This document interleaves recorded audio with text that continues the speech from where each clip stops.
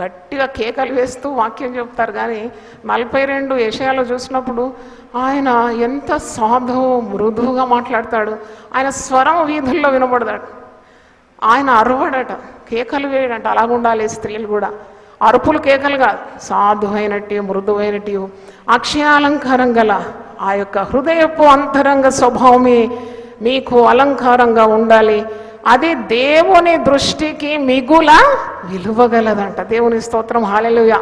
దేవుని దృష్టికి అంగీకారమైనవి, దేవుని దృష్టికి మిగుల విలువగలది, దేవుని దృష్టికి యుక్తమైనవి. ఇలాంటి పదాలు పరిశుద్ధ గ్రంథంలో ఉంది. ఏది దేవుని దృష్టికి ఇష్టమైంది? దేవుడు సంతోషించేది ఏంటి? నీ నగల్లో నీకున్న ఆస్తిపాస్తులు చూసి సంతోషించడం. దీనత్వం, మృదుత్వం, సాధువుగా మరి దేవునికి వినయ విధేయతలు చూపెడుతూ బాధ్యత గల దేవుని అందు భయభక్తులు గల స్త్రీ అంటే దేవునికి చాలా ఇష్టం. ఆమె ప్రార్థనలు వెంటనే వింటాడు, వెంటనే జవాబులు పొందుకుంటుంది ఆ స్త్రీ. నేను కూడా చెప్తాను మా సంఘంలో, నువ్వు ఎన్ని మీటర్ల ప్రార్థన చేసినావు, ఎంత పొడుగు ప్రార్థన చేసినావు అని కాదు, యథార్థమైన హృదయంతో, కళ్ళ కపటం లేకుండా, చంటి బిడ్డలాంటి మనసుతో, పవిత్రమైన మనసుతో ఒక్క మాట ప్రార్థన చేసిన జవాబు వెంటనే వస్తుందని చెప్పగలను. దేవుని స్తోత్రం, హల్లెలూయా. మరి సంతోషం ఉన్నవారు ఒకసారి హల్లెలూయా చెప్పండి. అంటే దేవుని దృష్టికి విలువైంది, సాధువైనట్టు మృదువైనట్టు అక్షయాలంకారమైన ఆ యొక్క హృదయపు అంతరంగ స్వభావము ఇది అలంకారంగా ఉండాలి. ఇది దేవుని దృష్టికి మిగుల విలువగలది. అటువలే పూర్వము దేవుని ఆశ్రయించిన పరిశుద్ధ స్త్రీలను తమ స్వపురుషులకు లోబడి ఉండుట చేత తమను తాము అలంకరించుకొనురి. అంటే పురుషునికి లోబడాలని వాక్యం ఉన్నది. చాలామంది స్త్రీలు దేవుని భయం లేక పురుషులను ఎదిరించి, పురుషులను లెక్క చేయకుండా, పురుషులు తెలవకుండా అప్పులు చేసి, పురుషులు తెలవకుండా అప్పులకు గ్యారంటీ నిలబడి, పురుషులు తెలవకుండా మరి పాపంలో పడి ఇలా జీవిస్తే ఆ కుటుంబానికి ఆశీర్వాదాలు ఎప్పుడు రావు. ఈ మధ్యలో ఒక స్త్రీ వచ్చి ప్రార్థన చేయమని నన్ను కోరుతుంది. దేనికంటే, అమ్మ మా ఆయన తెలవకుండా 2 లక్షల గ్యారంటీ నిలబడ్డాను. నేను ఏం ఉద్యోగం చేస్తుంటే ఏం ఉద్యోగం లేదండి. నీకు దులుపుతే దుమ్ము రాదు, మరి నీకు ఇంత ధైర్యమా గ్యారంటీ నిలబడతాను? మా భర్త పేరు చెప్పి గ్యారంటీ నిలబడ్డాను. ఎంత దౌర్భాగ్యం అండి. చూడండి, వాడు ఇవ్వడం లేదు పైసలు, పైగా ఈమెనొచ్చి ప్రతిరోజు వేధిస్తున్నారు డబ్బుల కొరకు. ఆ కుటుంబంలో సమాధానం ఎట్లొస్తుంది? నెమ్మది ఎట్లొస్తుంది? ఎందుకు ఈ పెత్తనాలన్నీ? దేవుని భయం ఉంటే అలాంటి పనులు ఎప్పుడు చేయవు. అందుకే నీ భర్తను గౌరవిస్తే భర్త తెలియకుండా ఏ పని చేయవు. You cannot do anything not disclosing to him. You definitely will ask him. తప్పకుండా ఆయనకు తెలియజేస్తావు. అంటే దేవుని భయం లేకుండా ఈ విధంగా ప్రవర్తిస్తారు. చాలామంది స్త్రీలు మరి భర్తలకు తెలవకుండా చాలా కార్యాలు చేస్తారు. చాలా కార్యాలు చేసి మోసంలో, పాపంలో చిక్కుకుంటారు. పిల్లలు అది చూస్తూ ఉంటారు. నీవు భర్తను లెక్క చేయకుంటే పిల్లలు నిన్ను కూడా లెక్క చేయరు కదా. నువ్వు విధేయత చూపెడితేనే కదా నీవు కూడా విధేయత నీ పిల్లలు చూపెట్టేది. అలాగే క్రమం లేని కుటుంబాలుగా మారిపోతుంది. ఒకవేళ నీకు ఒక భయంకరుడే భర్తగా వచ్చిన, ఒక త్రాగుబోతు భర్తగా ఉన్న, ఒక పాపం చేసే వ్యక్తి భర్తగా ఉన్న, నువ్వు ప్రార్థన చేసి మరి ప్రభువులో అతన్ని నీ ప్రవర్తన ద్వారా రాబట్టి, అంటే దేవుని చేత కట్టబడిన కుటుంబం అనే పేరు తెచ్చుకునే రీతిగా నీ ప్రయత్నాలు ఉండాలి. దేవుడు తప్పకుండా నీ శ్రమను వ్యర్థము కానీయుడు. మరి 6వ వచనం చూడండి. ఆ ప్రకారం శారా అబ్రహామును యజమానుడని పిలిచి అతనికి లోబడి ఉండేను. శారా అనంట భర్తను ఏమని పిలిచిందంట? యజమానుడా అని పిలిచిందంట. అడోని అంటే యజమానుడు, యజమానుడని పిలిచిందట. అంత విధేయత ఆమె చూపెట్టింది. మరి విశ్వాసులైన మరి విశ్వాసులకు తండ్రి అబ్రహాం అయితే తల్లి శారా. ఆమె చూపిన మాదిరి ప్రకారం మీరుంటే మీరు ఏ భయమునకు బెదరక ఉండడంలో ఆమెకు పిల్లలగుదు. అంటే దాని అర్థము సమాధానము, క్షేమము, సమృద్ధి, సంపన్న స్థితి, ఇవన్నీ కూడా నీకు దేవుని యొద్ద నుండి కలుగుతుందని అర్థం. కనుక ఈరోజు దేవుని భయం గల స్త్రీగా నువ్వు ఉండాలి అంటే కొన్ని మార్గాలు వాక్యం నుండి జ్ఞాపకం చేసి నేను ముగిస్తాను. తిమోతి పత్రిక ఒకసారి తీయండి. తిమోతికి రాసిన మొదటి పత్రిక 2వ అధ్యాయము. పౌలు భక్తుడు, అది పేతురు రాసిన పత్రిక, ఇది పౌలు తిమోతికి రాస్తున్న పత్రిక, మొదటి పత్రిక 2వ అధ్యాయము 9వ వచనం చూడండి. మరియు స్త్రీలను అణుకువయు స్వస్థ బుద్ధి గలవారయుండి తగుమాత్రపు వస్త్రముల చేత గాని జడలతోనైనా ఆయనను బంగారంతోనైనను ముత్యములతోనైనను మిగుల వెలగల వస్త్రములతోనైనను అలంకరించుకొనక దైవభక్తి గలవారమని చెప్పుకొను స్త్రీలకు తగినట్టుగా సత్క్రియల చేత తమ్మును తాము అలంకరించుకొనవలె. సత్క్రియల చేత అలంకరించుకోవాలి. సాధువైనట్టి, మృదువైనట్టి అక్షయాలంకారం అంటే క్షయము లేని అలంకారం, నశింపని అలంకారం. నీ హృదయానికి అంతరంగ అలంకారంగా ఉండాలి అని అర్థం. కొందరు స్త్రీలను మీరు చూడండి, పెద్ద ఆభరణాలు విలువగల వస్త్రాలు లేకున్నా ఆ దైవ భయం వారి హృదయంలో ఉన్న పరిశుద్ధత వారి ముఖం మీద ఉట్టుడి పడుతుందన్నమాట. వారు నవ్వినా అందంగా ఉంటారు, వారు మాట్లాడినా అందంగా ఉంటారు, వారి నడక కూడా అందంగా ఉంటుంది. మళ్ళీ ఏమీ లేదు వాళ్ళలోనే దేవుడు ఉన్నాడు. దేవుడే వారికి భూషణంగా ఉన్నాడు, దేవుడే వారికి ఆభరణంగా ఉన్నాడు, కంఠహారంగా ఉన్నాడు. ఆ దేవుని మరి వెలుగు వారి ముఖాల మీద ప్రకాశిస్తుంది. ఆభరణాల కొరకు కలహాలకు తిరుగుతారు. ఆభరణాలు ఎన్ని ఉన్నా నీ సమాధానం అంత నష్టమవుతుందనే చెప్పాలి. ఎందుకంటే పేపర్లో మీరు చూస్తారు కదా, దొంగలు పడ్డారు, ఇన్ని తులాలు ఎత్తుకొని వెళ్ళినారు, ఆమె ప్రాణం తీశారు, లేకుంటే ఆమె చావు బతుకుల్లో కొట్టుమిట్టాడుతుంది, కత్తితో పొడిచారు. ఇవన్నీ వచ్చేది ఎందుకంటే బంగారం ఎక్కువైనందుకే. నాకు కొన్నిసార్లు దేవుని గట్టిగా స్తుతిస్తాను, ఎందుకంటే ఆయన బంగారం మీద ఒకప్పుడు ఆశ ఉండింది, చాలా వెలగల బంగారం, అవన్నీ ధరించాలి, చాలా వస్త్రాలు, చాలా అందరికంటే ఎక్కువగా రంగురంగులుగా ఉండాలని చాలా ప్రయత్నాలు కూడా చేసిన దాన్నే. కానీ ఎప్పుడైతే యేసు ప్రభు నా హృదయంలో ప్రకాశించడానికి ఆరంభించినాడో ఇవన్నిటి మీద ధ్యాసే పోయింది. ఆయన మరి దాని మీద కాకుండా దేవుడు నాకు గురిగా లక్ష్యంగా అయిపోయినందుకు నేను దేవుణ్ణి స్తుతిస్తున్నాను. దేవుని స్తోత్రం. దేవుని నీతిని, దేవుని రాజ్యాన్ని వెతుకుతే దేవుడు ఏది కొదువ చేయడు. సదాకాలము నా గురి నీ అందే నేను నిలుపుతున్నానని కీర్తనలు 16లో మనం చూస్తున్నాం. కాబట్టి ఒక భయ భక్తులు గల స్త్రీగా నువ్వు ఉండాలి, నీలో వాక్యం ఉండాలి. మరియా దేవుని వాక్యాన్ని తన హృదయంలో భద్రం చేసుకుందాడు. దేవుని వాక్యం విని వదిలిపెట్టడం కాదు, శక్తి గల దేవుని వాక్యం సాత్వికమైన హృదయంతో విని ఆ వాక్యాన్ని మరి నీ హృదయం మారడానికి, నీ ప్రవర్తన మారడానికి, వాక్యాన్ని అనుగుణంగా జీవించడానికి నీవు ప్రార్థన చేయాలి. ప్రార్థన, వాక్యము, మందిరానికి రావడం, దేవుని బిడ్డలతో సహవాసం, ఉపవాసంలో పాలు పొందడం, ఇవన్నీ కూడా మరి దేవుని భయాన్ని నీకు అనుగ్రహిస్తుందని చెప్పడంలో సంశయం లేదు. మరి సత్క్రియల చేత నీవు అలంకరించుకోవాలి. ఇదే మొదటి తిమోతి 5వ అధ్యాయము మరి చూడండి 6వ వచనం. 1 Timothy 5th chapter 6th verse. సుఖభోగముల యందు ప్రవర్తించినది బ్రతుకుచుండియు చచ్చినదై ఉండు. సుఖభోగముల యందు ఆసక్తి ఆమెకు, ఇంటి మీద శ్రద్ధ లేదు, భర్త మీద, పిల్లల మీద శ్రద్ధ లేదు, ఇంటి ఆర్థిక పరిస్థితి మీద శ్రద్ధ లేదు. ఆమె స్వార్థంగా ఆమెకు భర్త తెచ్చిన కష్టార్జితం అంతా ఆమె మీద మరి ఆమె ఖర్చు చేస్తుంది. పిల్లల భవిష్యత్తు గురించి శ్రద్ధ లేదంటే ఆమె సుఖాసక్తి గల స్త్రీ. వాక్యంలో ఉంది, సుఖాసక్తి గల స్త్రీలారా మీరు యెహోవా మాట వినుడి. నిశ్చింత గల స్త్రీలారా మీరు దేవుని మాట వినుడి. మరి ప్రమాదం ఉన్నదని అర్థం అన్నమాట. మరి ఇక్కడ ఈమె బ్రతుకుతున్నదని పేరే కానీ ఆమె చచ్చిందే. ఆమె ఈ లోకంలో ఆమెకు ఊపిరుందేమో కానీ ఆమె దేవునిలో బ్రతకడం లేదు, లోకాశలతో ఆమె నిండిపోయిందని అర్థం. మరి కొందరు విధవరాండ్ల గురించి కూడా వాక్యంలో ఉన్నది. విధవరాండ్లు ఏ విధంగా ఉండాలి, భర్తను కోల్పోయిన తర్వాత ఆ స్త్రీ ఏ విధంగా దేవుని హత్తుకొని ఉండాలి అని వాక్యంలో మనం చూస్తున్నాము. తీతుకు రాసిన పత్రిక ఒకసారి తీయండి, 2వ అధ్యాయము 3 నుండి 5 వచనాలు నేను చదువుతున్నాను. అలాగనే వృద్ధ స్త్రీల గురించి ఉన్నది, యవన స్త్రీల గురించి ఉన్నది. దేవుని భయం ఉంటే వృద్ధ స్త్రీలు ప్రార్థనలు గడుపుతారు.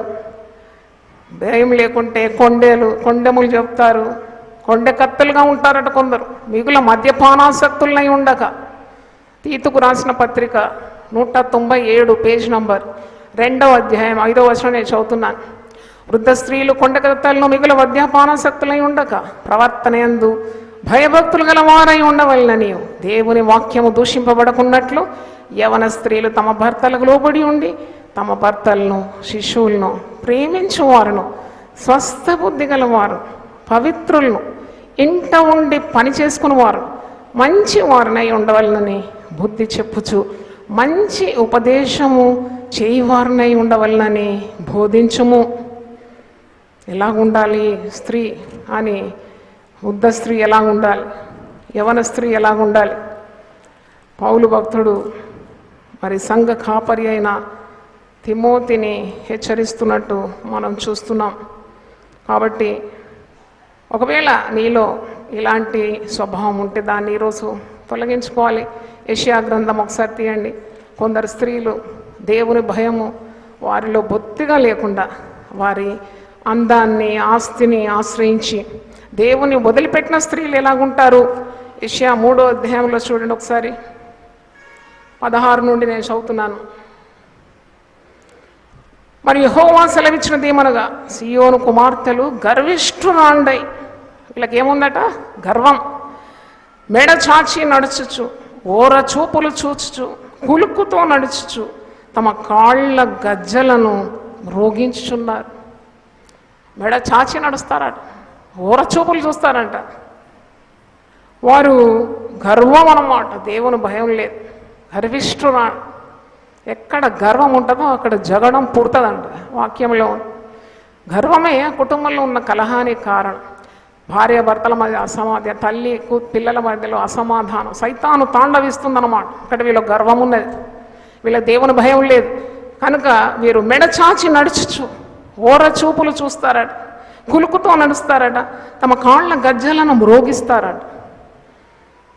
అంటే ఇతరులు చూడాలన్నమాట వాళ్ళను. అందుకే గజ్జలు మ్రోగిస్తూ ఓర చూపులు చూస్తూ మెడ చాచి నడుస్తూ గర్వంగా తిరుగుతున్నారు. అప్పుడు ప్రభు ఏం చేస్తాడు? కాబట్టి ప్రభు సియోను కుమార్తెల నడినెత్తి బోడిచే. ఎంతసేపు అండి తల బోడి కావాలంటే? తల బోడి ఎప్పుడు చేస్తారో మీకు తెలుసా? ఏ రోగం వస్తే అమ్మో పెద్ద రోగం, మరణకరమైన రోగం వస్తే మొట్టమొదట కోల్పోయేది వెంట్రుకలే. వెంట్రుకలే స్త్రీకి సొగసు. చూడండి, అక్కడే వస్తుంది శిక్ష. అంటే ఎంత భయంకరం, ఎంత భయపడాలి దేవుని కదా. నీకు ఆరోగ్యం ఇచ్చిన దేవుడు, నీకు అన్ని అవయవాలు ఇచ్చిన దేవుడు, నీలో తన ఆత్మను ఉంచిన దేవుడు, తన రూపంలో సృజించుకున్న నీవు ఎంత దగ్గరగా ఉండాలి దేవునికి. దేవుని ఆశ్రయించాలి, దేవుని హత్తుకొని బ్రతకాలి కదా. దేవుని వదిలిపెట్టి లోకాశల వైపు నువ్వు వెళ్తే ఎంతసేపు నీ ఆరోగ్యం పోవడానికి, ఎంతసేపు నువ్వు మంచం పట్టడానికి, ఎంతసేపు నీ అవయవాలకు నష్టం కావడానికి. కాబట్టి ఎల్లవేళలా దేవుని భయం కావాలి. ఇక్కడ సియోను కుమార్తెల నడినెత్తి నేను బోడి చేస్తాను అంటున్నాడు. యెహోవా వారి మానమును బయలుపరచు. ఆ దినమున యెహోవా గల్లు గల్లుమన వారి పాదభూషణములను, సూర్యబింబ భూషణములను, చంద్రవంకలను, భూషణములను, కర్ణభూషణములను, కడియములను, నాణ్యమైన ముసుగులను, అన్ని ఆభరణాలు అన్నమాట. చెవులకు, కాళ్లకు, ముఖానికి. అయ్యో, ఈ మధ్యలో నేను టీవీలో చూసినాను, ఒక యవనస్త్రాలు నాలుకకు కూడా ఒక రింగ్ వేసింది, బంగారు రింగ్ నాలుకకు. అమ్మో ఎంత నొప్పి, ఎట్ట తింటుంది, ఏమి భోజనం ఎట్ట చేస్తుంది, మాట్లాడుతుంది ఎలా. పోనీ కొందరు చెవులకు అన్ని తోట్లు పెట్టి. నేను ఒకసారి మా నాన్నగారిని అడిగినాను, నాన్నగారు గొప్ప దయోజనం. నేను అడిగిన, నాన్న కాలేజ్ చదువుతున్నప్పుడు ఇంటర్మీడియట్ అందరూ మా క్లాసులో అన్ని నగలు వేసుకొస్తున్నారు, నాకు ఏం లేదు, ఒక్కటిక్కడి చెవిట్లో కొద్దిగా మరి రంధ్రం చేసి పెట్టుకుంటానంటే మా నాన్న అన్నాడు, అంత అవసరం ఉంటే నువ్వు పుట్టినప్పుడే అక్కడ ఒక మరి రంధ్రం ఉండేదంట ఆభరణం వేసుకోవడానికి, అది లేదు కాబట్టి అవసరం లేదన్నాడు. అంటే నేను మా నాన్నగారు గుర్తొస్తున్నారు నాకు. అంటే ఒకటి కాదు, రెండు కాదు, మూడు కాదు, ఇట్లా అంటే చూడండి, నీ చెవులను దేవుడు ఎందుకు ఇచ్చాడు ఎప్పుడన్నా ఆలోచించావా? ఆయన బలిని కోరలేదు, నైవేద్యాన్ని కోరలేదు, కానీ ఆయన నీకు చెవులను అమర్చినాడు, చెవులను ఇచ్చినాడు. ఎందుకంటే దేవుని మాట వినాలి. హల్లెలూయా, గట్టిగా చెప్పండి. 40వ కీర్తన 6వ వచనంలో ఉంది, బలులను నేను కోరలేదు, నువ్వు ఇచ్చే నైవేద్యాలు నేను కోరలేదు, ఆయన నీకు చెవులను ఇచ్చినాను. చెవులు ఎందుకు ఇచ్చినానంటే దేవుని మాట శ్రద్ధగా వినాలి. వీరు దేవుని మాట వినకుండా వారి శ్రద్ధంతా కర్ణభూషణాలు, చంద్రవంకలు, సూర్యబింబభూషణాలు, కుల్లాయిలు, కాళ్ల గొలుసులు, ఉడ్డాణములు, పరిమళ ద్రవ్యపు భరిణలు. 21వ వచనం యెషయా 3:21, రక్షరేకులు, ఉంగరములు, ముక్కు కమ్ములు, ఉత్సవస్త్రములు, ఉత్తరీయములు, పైఠలు సంచులు, చేతి అద్దములు, సన్నపు నారుతో చేసిన ముసుగులు, పాగాలు, శాలువాలు తీసివేయం.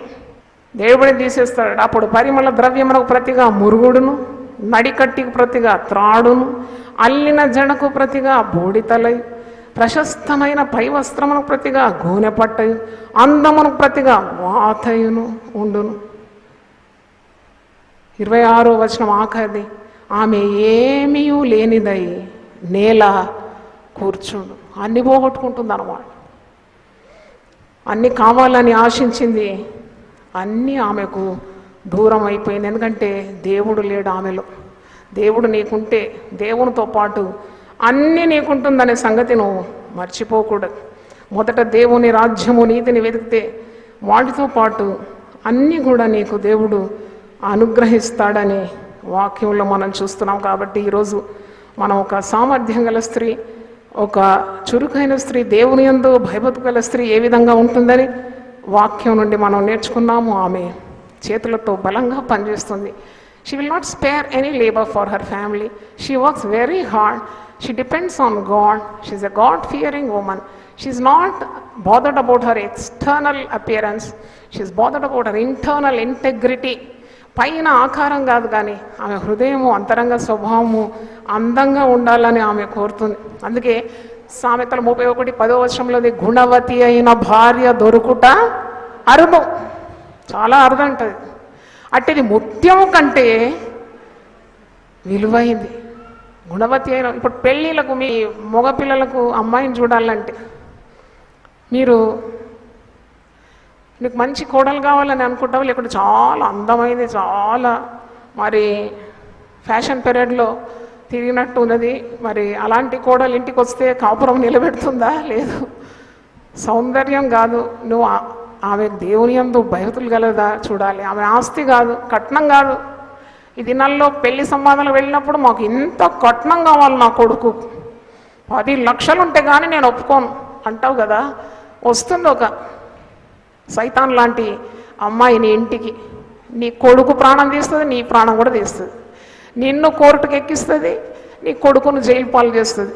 అలాంటి సంబంధాలు మనం చూడడం లేదా? ఎందుకంటే దైవ భయమే లేదు, బొత్తిగా లేదు. మాకు తెలిసిన చాలా మరి కావలసిన వారి కుటుంబంలో జరిగింది ఇలా. కొడుకు మంచిగా 6 అడుగులు ఉన్నాడు, అందగాడు, చక్కని ఉద్యోగం, చక్కని చదువు. దేవుని భయం ఉన్న స్త్రీ వద్దంట, గుడి పిల్లలు వద్దట వాళ్ళు.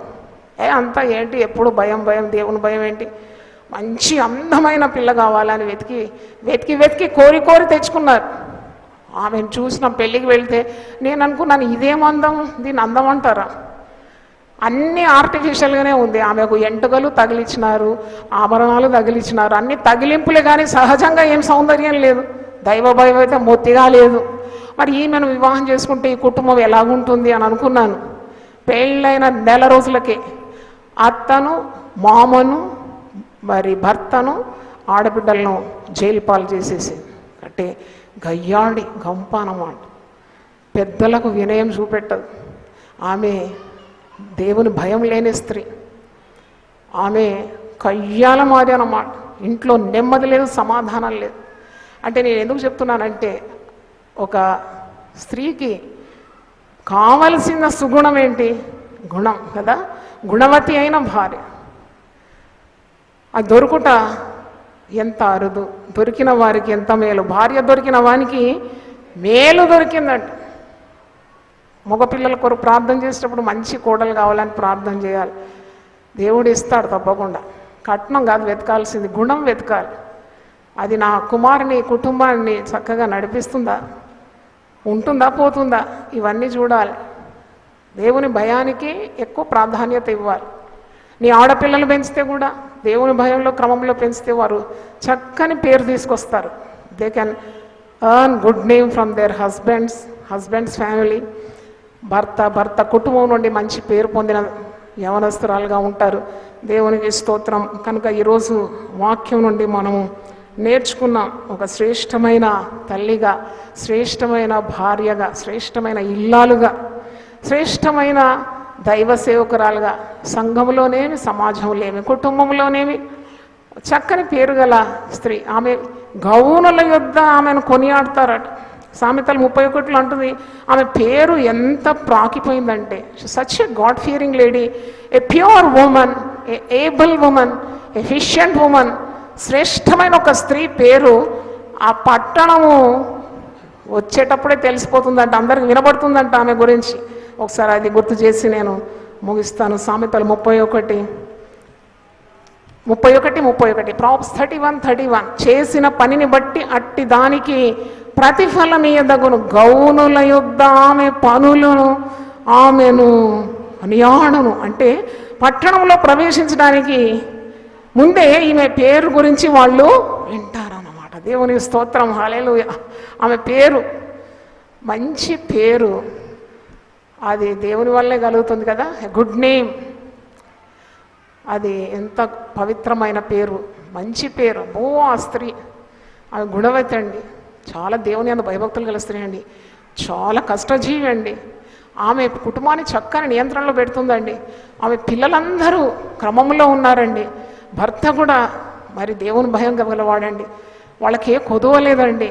ఇలాంటి పేరు గల స్త్రీగా దేవుడు ఇక్కడున్న తల్లులందరినీ మార్చాలని నా ప్రార్థన. అందరూ ఒకసారి నిలబడితే ప్రార్థన చేస్తాను. హల్లెలూయా, స్తోత్రం ప్రభువా. పరిశుద్ధ నామమునకు స్తోత్రం తండ్రి. ఇదిగో నీ సన్నిధిలో మీ వాక్యం ద్వారా మేము హెచ్చరింపబడి మేము నిలబడి ఉన్నాము నాయనా. మా జీవితాన్ని మార్చే నీ వాక్యం కొరకు వందనాలు చెల్లిస్తున్నాను. ఎవడైనా క్రీస్తునందు ఉండేడల వాడు నూతన సృష్టి, పాతవి గతించిన సమస్తము క్రొత్తవాయనని వాక్యంలో ఉంది. పాత స్వభావం, ప్రాచీన స్వభావాన్ని తొలగించే పరిశుద్ధాత్మ కొరకు నేను స్తుతిస్తున్నాను. వాక్యం ఎటువంటి హృదయంలో గుండా దూసుకొని పోతుందని, అది మనిషిని పరివర్తన చేస్తుందని మేము గమనిస్తున్నాము తండ్రి.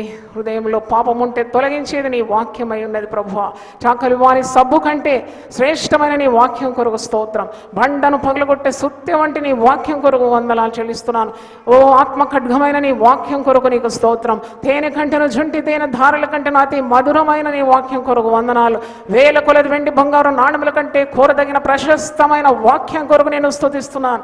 అయ్యా, నీ వాక్యమే మమ్మను బ్రతికిస్తుంది కనుక నీకు స్తోత్రం. పాప ప్రపంచంలో ఉన్నాము, ఎటు అడుగు వేయాలనో తెలియకుండాన్నప్పుడు నీ వాక్యము మాకు దీపముగా ఉన్నది ప్రభు, నీకు స్తోత్రం. భయంకరమైన లోకంలో ఉన్నాము నైనా, ప్రమాదములతో నిండిన లోకంలో మేమున్నాము. దేవుని యందు భయభక్తుల స్త్రీగా ఉండటం సహాయం దయచేయండి ప్రభు. అందము మోసకరము, సౌందర్యం వ్యర్థము, యెహోవా యందు భయభక్తులు గల స్త్రీ కొనియాడబడునని వాక్యం నుండి ఈరోజు మేము నేర్చుకున్నాం. అయినా ఒక సంఘ స్త్రీగా, ఒక సేవకురాలుగా, లేక ఒక కుటుంబస్తురాలుగా, ఒక భార్యగా, ఒక తల్లిగా, అయినా ఒక నాయకురాలుగా ఏ విధంగా ఉండాలో వాక్యం నుండి మాతో హెచ్చరించినందుకు నేను స్తుతిస్తున్నాను.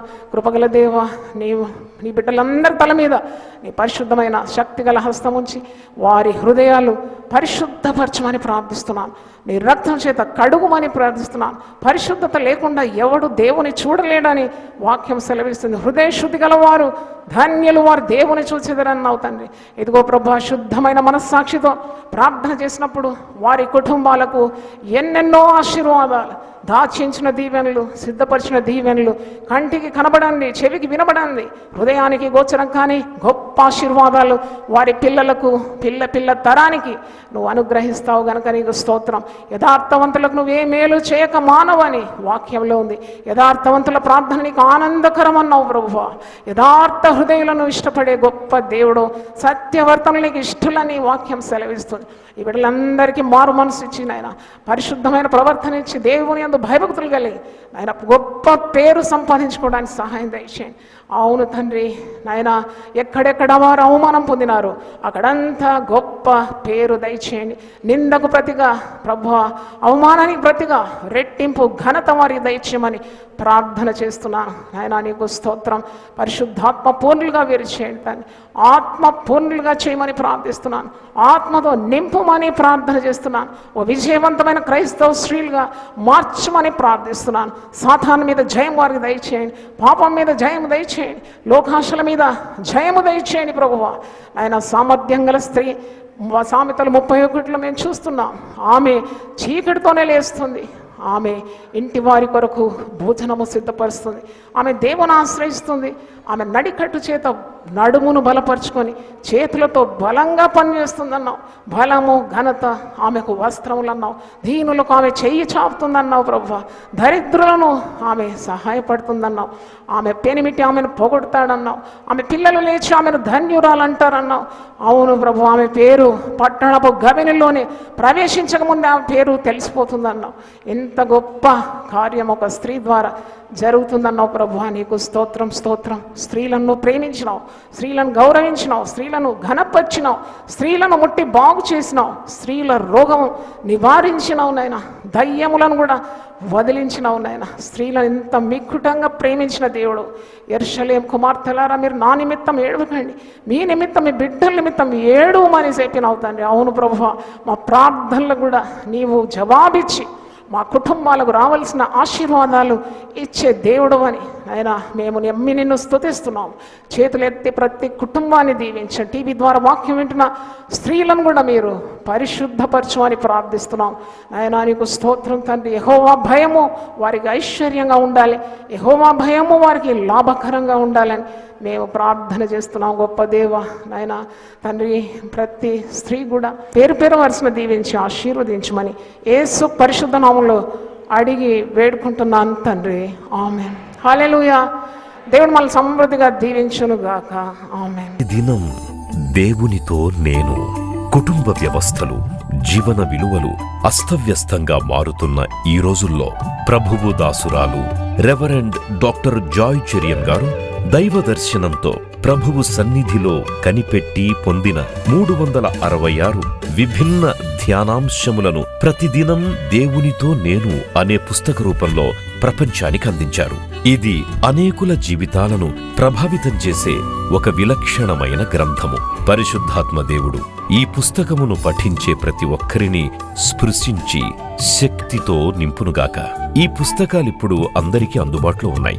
ఈ నూతన సంవత్సరంలో దీనిని మీరు ధ్యానించండి, మీ బంధుమిత్రులకు ఆత్మీయ బహుమతిగా అందించండి.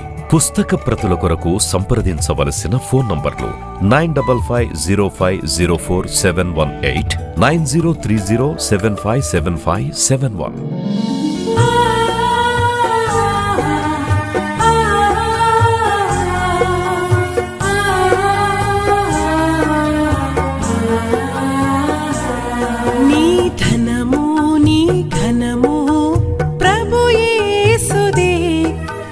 దశమా భాగమునీయ వెనుదీతువా. నీ ధనము నీ ఘనము ప్రభు యేసుదే. నీ దశమా భాగమునీయ వెనుదీతువా. ధరలోన ధనధాన్యములనీయగా కరుణించి కాపాడి రక్షింపగా. ధరలోన ధనధాన్యములనీయగా కరుణించి కాపాడి రక్షింపగా. పరలోకనాదుండు నీకీయగా మరి యేసు కొరకీయ వెనుదీతువా. పరలోకనాదుండు నీకీయగా మరి యేసు కొరకీయ వెనుదీతువా. నీ ధనము నీ ఘనము ప్రభు యేసుదే. నీ దశమా భాగమునీయ వెనుదీ